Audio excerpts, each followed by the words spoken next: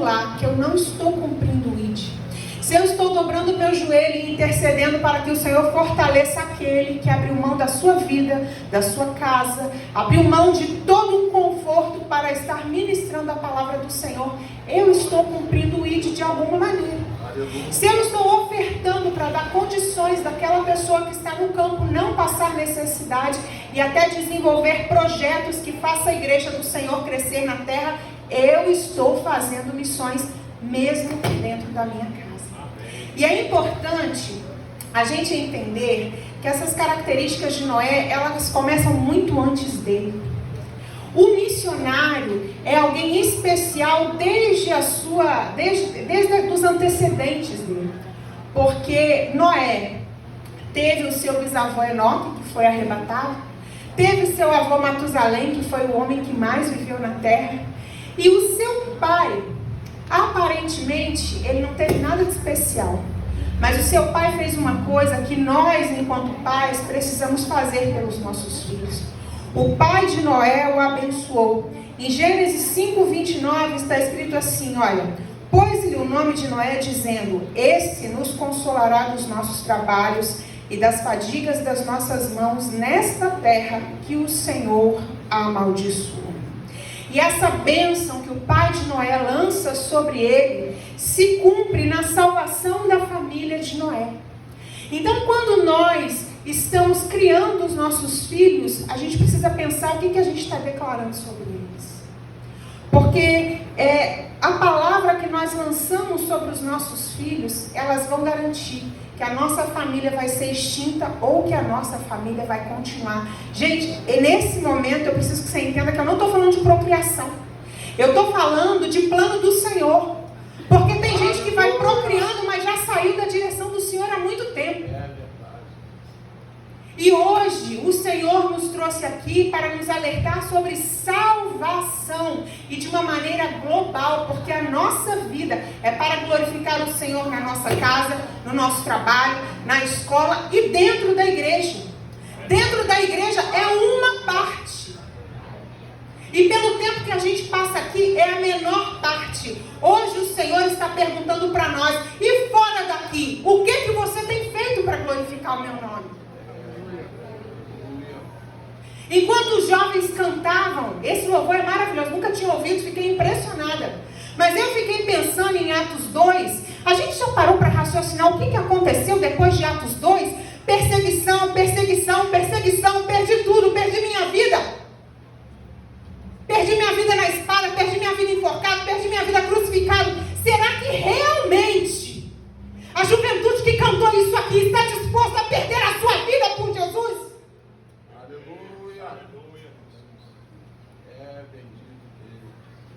O Senhor está perguntando nesta noite: você realmente está disposto a perder a tua vida por mim? Porque muitas vezes a gente não é capaz de dar uma oferta. Meu Deus, aleluia. E não é por coração endurecido, não. A gente tem medo. Vou dar e vai faltar. Vou dar e vai faltar. Vou dar e vai faltar. E a gente está falando que vai entregar a vida por Jesus?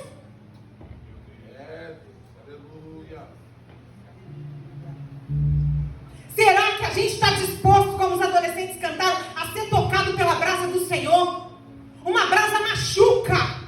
Alguém já se queimou no fogão aqui? Será que você está disposto a andar marcado, queimado? Porque quem anda marcado é apontado. Você está disposto a ser apontado por Jesus? Ele está perguntando.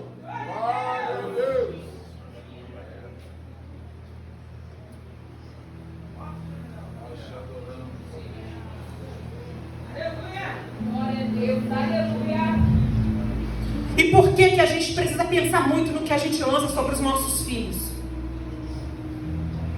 Porque Noé tinha sido abençoado pelo pai com palavras, mas o Espírito Santo me fez entender durante a leitura desta mensagem, que o Senhor me deu essa mensagem tem umas 3 semanas, e não aparecia nenhuma agenda. E quando chegou ontem, que a Fran comentou comigo que estava doente, perguntou se eu poderia vir no lugar dela, se a irmã chamasse, eu falei: a mensagem já está pronta. Glória a Deus. Aleluia. Porque ao contrário da sua família que teve filho com 60, com 100, Noé ficou 500 anos sem ter filhos. A Bíblia nos disse aqui, e a história de Noé. Noé era homem justo e íntegro entre os seus contemporâneos. Noé, provavelmente um homem casado, não tinha filhos, não tinha posteridade, mas ele se manteve fiel com 100 anos, com 200, com 300, com 400 e com 500 anos veio a formação da família de Noé. Será que a gente está disposto a manter a fidelidade? Quando é lançada uma palavra de bênção sobre nós, mas a bênção não se cumpre. Passa um ano, passa 2, passa 3, passa 5 e não acontece nada. Será que eu vou me manter íntegro diante do Senhor? Deus da glória. A gente desiste por tão pouco. Ah, mas hoje não me deixaram cantar, não vou mais. Ah, não me deixaram pregar, não vou mais. Poxa vida, eu estou aqui há 20 anos e chegou o outro e já está sentado aqui em cima, então eu não vou mais. Meu filho, o teu compromisso é com Deus, aquele que garante a tua vida eterna. A gente precisa abrir os olhos e tirar os olhos do sistema religioso e colocar os olhos só em Jesus. O sistema é para organizar, para a igreja do Senhor não virar bagunça, mas a obra é dele.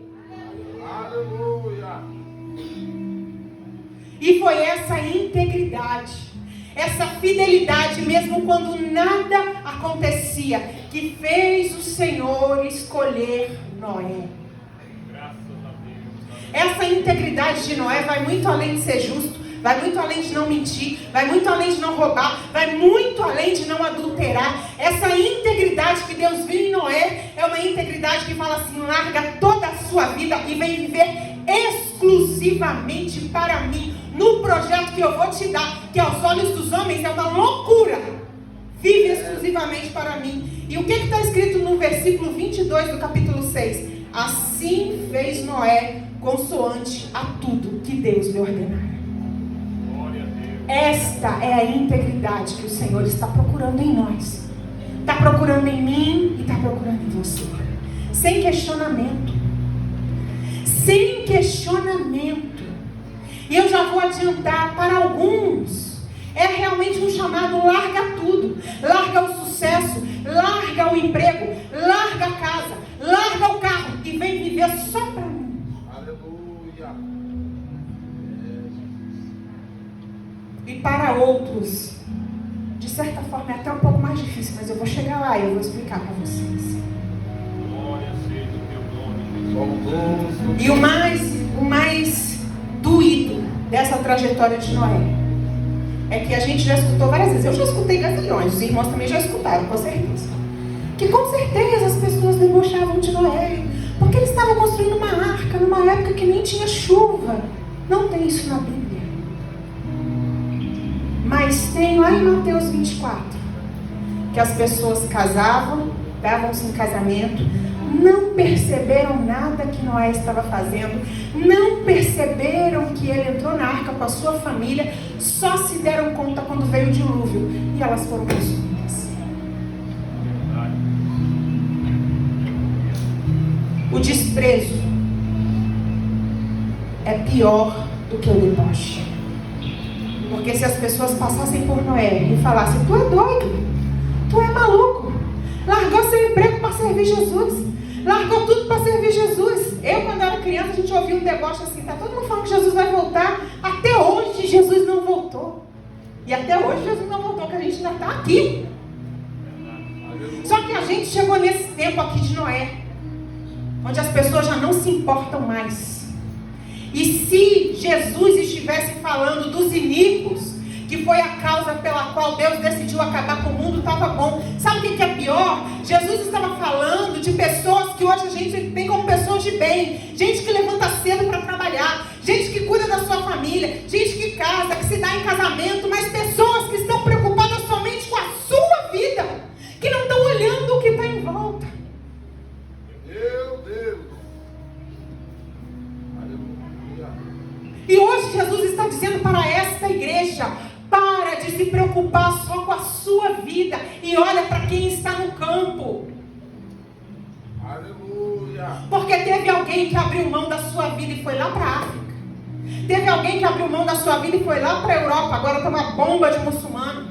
Teve alguém que abriu mão da sua vida e foi lá para países fechados, dentro da Ásia Central. Abriu mão da sua vida e foi lá para a Índia. E o que a gente aqui está fazendo? A gente está cuidando da nossa vida. A gente está clamando a Deus porque a gente quer a bênção. A gente quer a cura. A gente quer o isso. A gente quer o aquilo. E quem está no campo falando de Jesus? Ah, eu estou cuidando é da minha vida. É com esse tipo de gente que Jesus está falando hoje. Aleluia. Glória a Deus. A mensagem de Noé não é para o iníquo, não. O iníquo já é iníquo. É para quem pensa que é muito bom, mas não está se preocupando com o próximo. É verdade mesmo.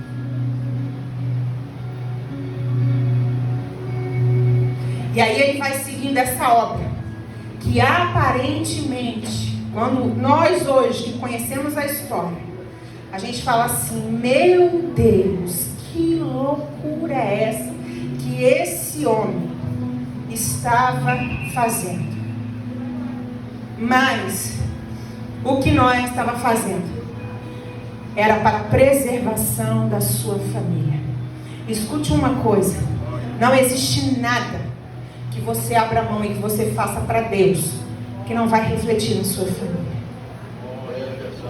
Eu falo isso hoje com segurança, que não teve um dia, por mais que tenha ficado situações emocionais, que no meu caso o Senhor curou, não teve um dia que meu pai deixou a gente sozinho e foi evangelizar, que o Senhor não contabilizou, porque hoje eu, o meu irmão e a minha irmã estamos na presença do Senhor. Amém. Aleluia. Um dia nós três nos afastamos, mas o Espírito Santo não teve um dia que não deixou de bater na porta. Louvado seja o nome do Senhor. Porque não tem nada que a gente faça para Jesus que fique sem recompensa. No reino do céu não existe trabalho voluntário, porque o nosso Deus não deve nada para ninguém. Aleluia. E quantas são as pessoas que o Senhor tem chamado e que tem falado, não Senhor, mas tem isso, não Senhor, mas tem aquilo, não Senhor, mas tem esse, não Senhor, mas tem aqui, isso aqui. O Senhor está te dizendo essa noite, desprende, porque o que eu tenho é muito maior. Eu estou falando de salvação da sua posteridade. Eu estou garantindo que a posteridade vai ser alcançada por mim. E acima de tudo eu estou garantindo vida eterna para você e para os seus. Gente, isso aqui, a vida com Jesus, não é sobre bênção financeira, não é sobre ter casa, sobre ter carro. Tudo isso o Senhor nos dá porque Ele sabe que a gente precisa. Ele sabe que a gente quer ter um conforto. Ele sabe que a gente quer sair com a nossa família. Então Ele vai nos abençoando pela misericórdia dEle. Mas o objetivo de Jesus é não perder nem a minha alma e nem a tua alma. Aleluia. A gente não tem mais tempo para reduzir o evangelho, a convidar alguém para falar, vai na igreja que Jesus vai te dar uma bênção. Você não tem garantia. Não é você que opera a bênção na vida das pessoas. Mas se você falar, meu filho, você vai receber alguma coisa material, eu não sei. Mas eu conheço um Jesus que cura, liberta, batiza com o Espírito Santo. Ah, meu filho, essa pessoa vai vir aqui e vai ser tocada pelo Senhor. Ela pode não aceitar Jesus naquele dia, mas o Espírito Santo fica lá. Aleluia. E um dia você vai saber que ela se rendeu aos pés do Senhor.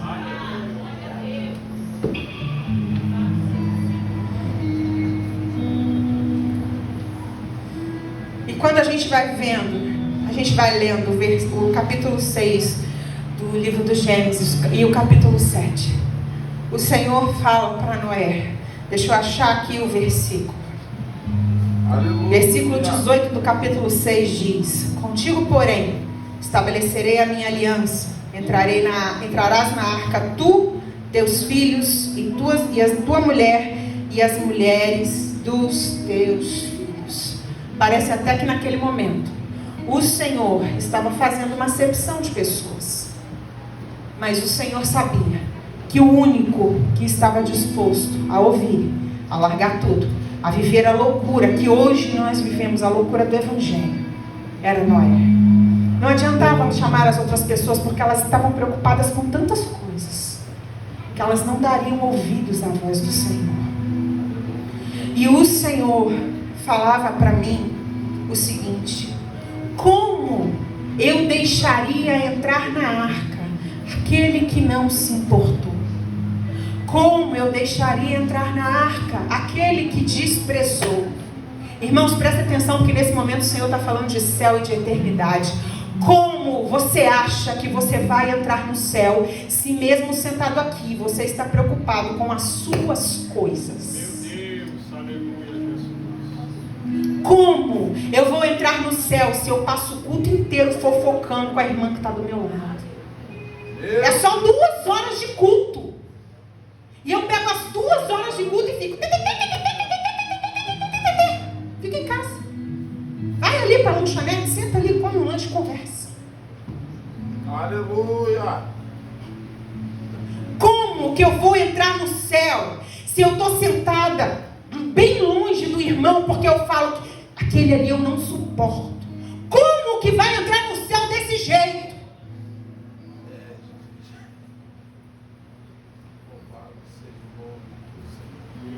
Como que vai entrar no céu se faz fofoca da vida dos outros?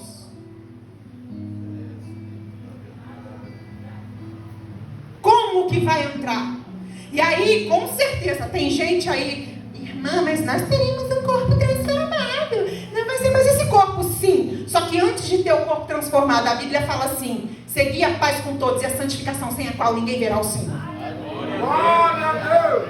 Se você não suporta o seu irmão, vai consertar.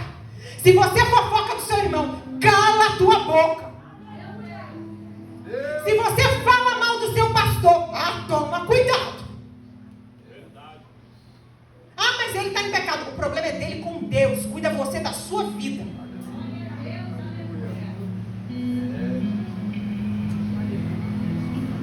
Porque assim você não está seguindo a paz com todos. E sem seguir a paz você não tem santificação. E sem santificação você não vai ver a Deus. O que o Senhor me dizia, eu estava sentada na minha mesa, que eu já tinha mensagem, eu tenho mania de escrever para organizar as ideias.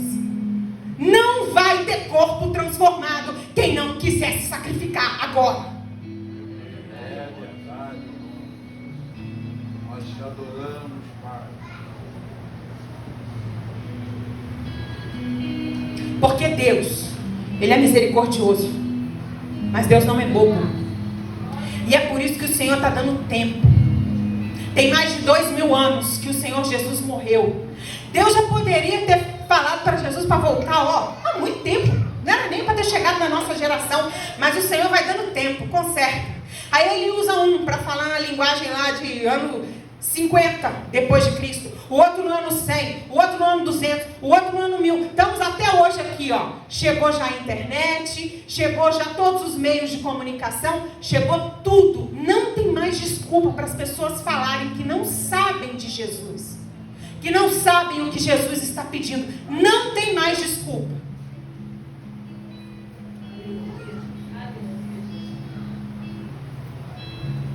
Porque no momento em que o Senhor vier buscar a igreja dele, vai ser tudo revelado. Aleluia. Tudo que a gente achou que estava ocultando.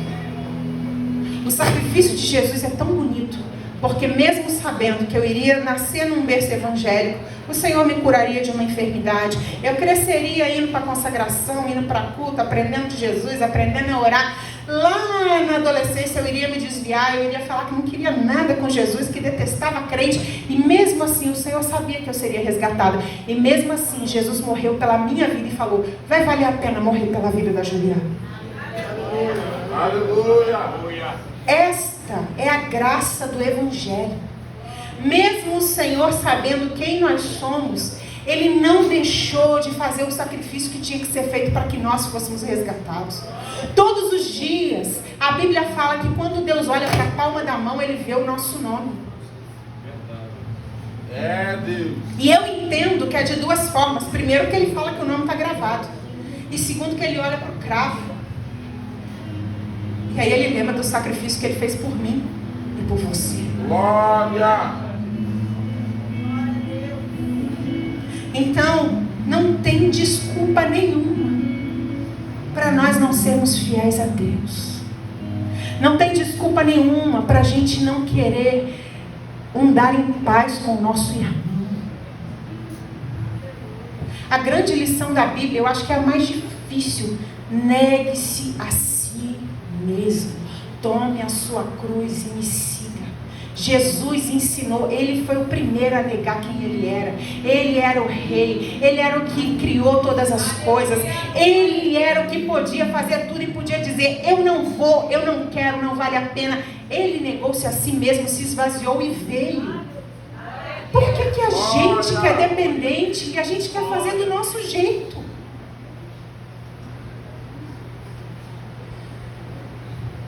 Não dá para fazer do nosso jeito. Tem que ser do jeito de Jesus. E para alguns que estão aqui hoje, o Senhor falará como Ele falou com Noé. Porque na prática, Deus falou com Noé: larga toda a sua vida normal e venha viver uma vida para mim. Através dessa vida para mim será salvo você e a sua família.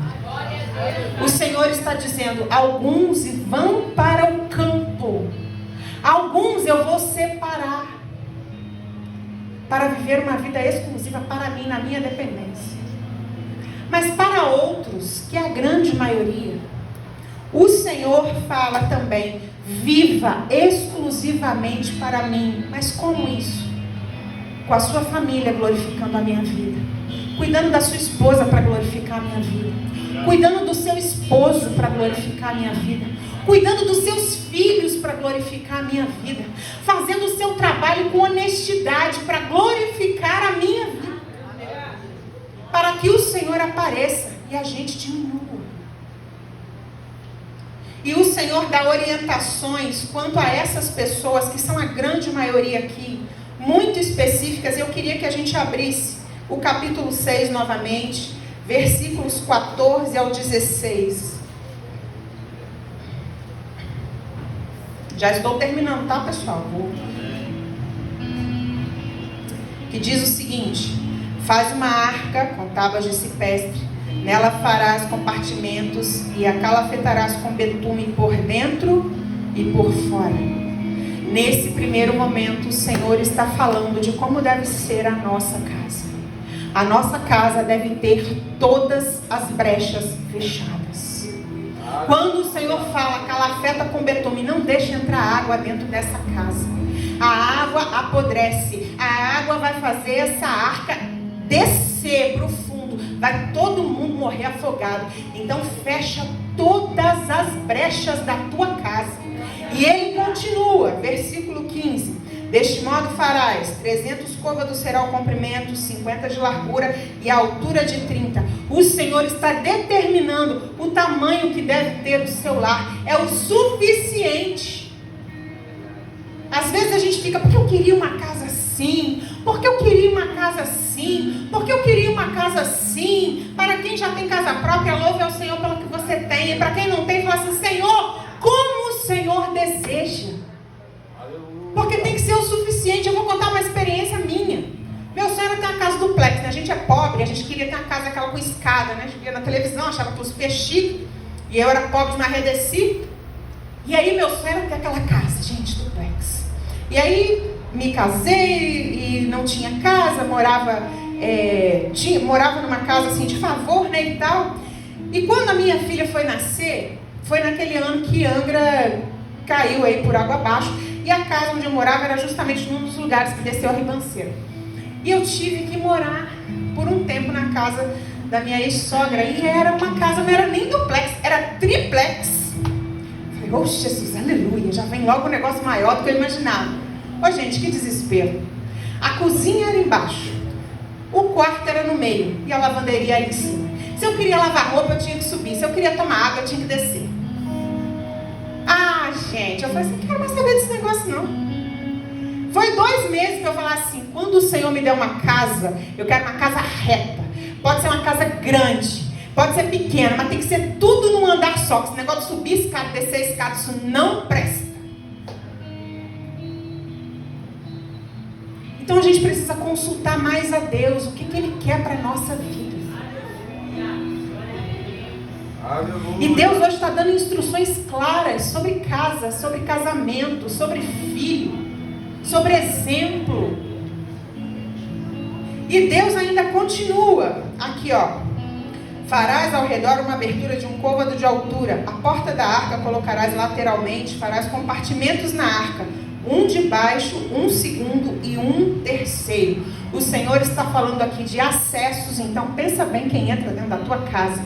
E o Senhor está falando dos compartimentos, Ele está falando de organização. Jesus não trabalha com bagunça. Quando Ele foi multiplicar os pães e peixes, qual foi a ordem que Ele deu? Manda todo mundo se assentar. Grupo de 50 e 50. Deus não trabalha com bagunça. Glória. Então quem gosta de uma casa bagunçada, começa a organizar. Não estou falando de ser louca por limpeza, não é sobre isso. É sobre organização. E Deus ainda vai continuar. Porque lá no capítulo... Deixa eu achar aqui.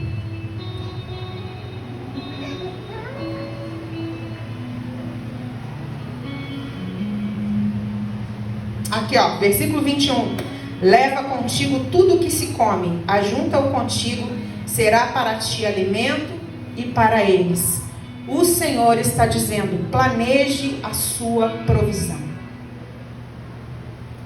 O Senhor não tem desejo aqui que não falte nada para ninguém, mas o Senhor detesta desperdício.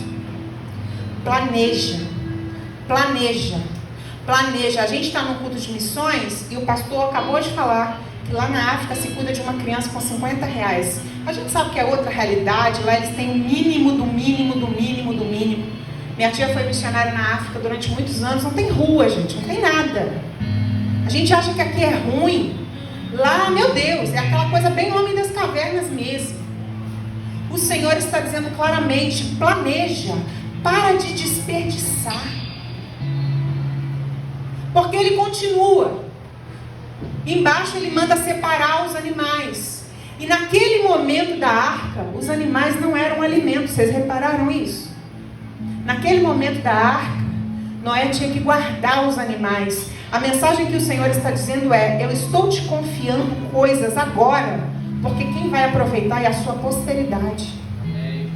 Aleluia. O Senhor estava garantindo que no futuro, os homens, os filhos, os netos, os bisnetos, até chegar a nós, haveria carne para se comer, porque Noé naquele tempo preservou.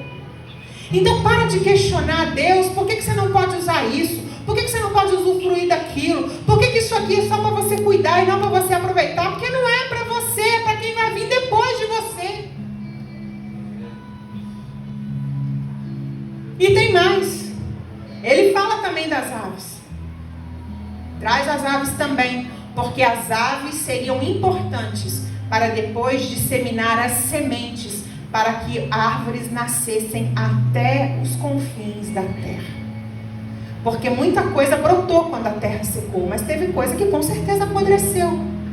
Para isso as aves eram importantes. Então não questione nada que o Senhor te dá para cuidar, porque tudo que o Senhor coloca na tua mão tem um propósito. E este propósito, Deus está sendo bem claro, é para que a tua posteridade, para os que vêm depois de você, não pereça. Hoje, eu tenho certeza que o Senhor falou com algumas pessoas. Aleluia. Algumas não gostaram, tanto que foram embora. Mas a gente precisa ser fiel ao que o Senhor nos diz.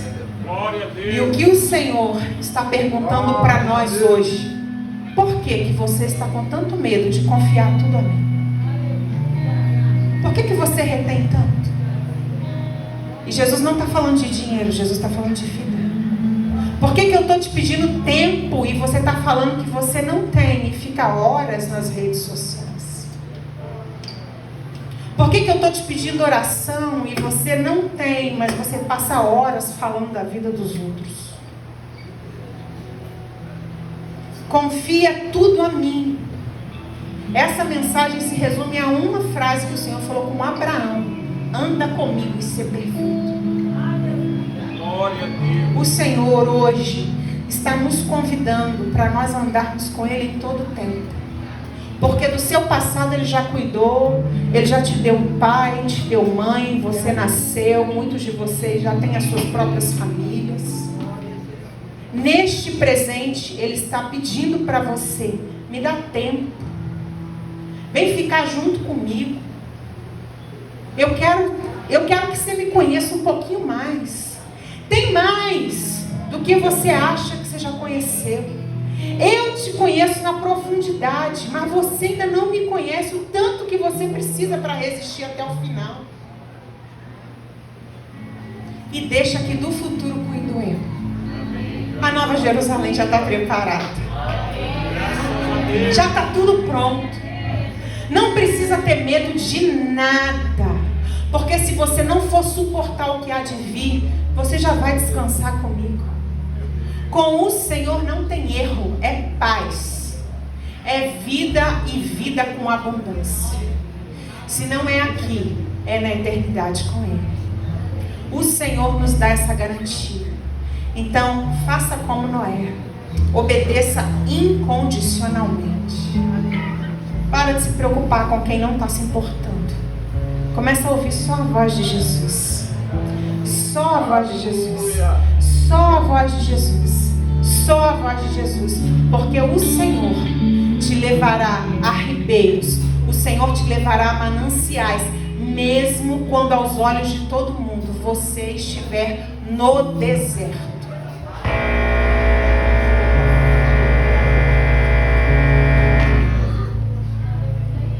É a presença do Senhor que garante a sua vida. Que o Espírito Santo possa cuidar desta casa. Amém. Que o Espírito Santo possa cuidar do anjo desta igreja, da sua família. Que o Senhor cuide de cada família que está aqui. Para quem o Senhor falar, larga tudo e vem. Deixa as redes. Você vai ser pescador de homem, não precisa temer não. Afinal tem a cruz de cabeça para baixo, mas você já vai estar preparado para ela. E para todos nós que ainda estamos aqui, viva para mim, me glorifique em tudo que você faz, porque o nosso Deus, eu já disse, Ele não deve nada para ninguém. Não existe trabalho voluntário para Jesus. Tudo que nós fazemos, o Senhor nos devolve muito, infinitamente além do que pedimos ou precisamos. Amém.